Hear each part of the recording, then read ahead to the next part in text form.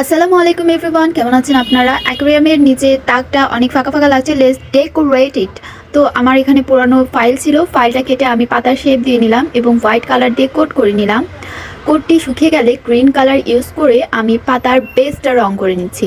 নাও shading time. Yellow এবং green colour, গাঢ় green colour দিয়ে আমি পাতায় শেড করে নিলাম। নাও আমার লাগবে একটা গুনাটা বসিয়ে টেপ দিয়ে বসিয়ে পাতাকে ফোল্ড করার মতো ব্যবস্থা করে নিলাম।